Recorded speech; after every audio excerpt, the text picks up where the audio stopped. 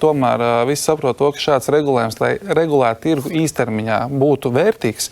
Es vērsos tālāk, jo šāda veida darbības, varbūt ne šādas, bet līdzīgas, ir arī citās valstīs, arī, kas cenšas kaut kādā citādas, bet ne šādas. Mēs nonācām pie šāda risinājuma.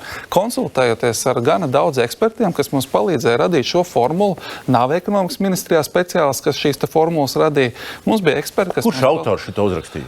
Mums bija eksperti, kas ir degvielas jomas eksperti, kas mums palīdzēja. Neteiksim. Tad noslēpuma vakar.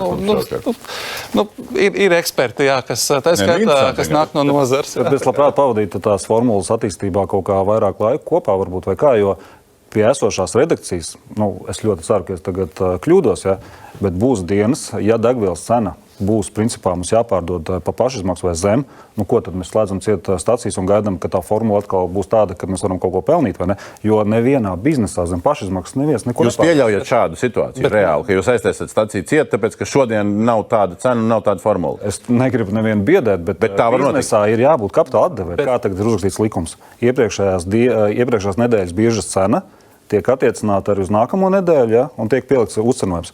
Tātad, kas notiek, ja pirmdien, tātad nākamās nedēļas pirmdienā biržas cena uziet augšā par pieņemsim 30 centiem, kas nav nereāli, ne? Tad tajā brīdī, izmantojot iepriekšējās nedēļas vidējo, mēs būsim spiesti tirgot zem pašizmaksas. Kur ir loģika? 20 centus zem pašizmaksas.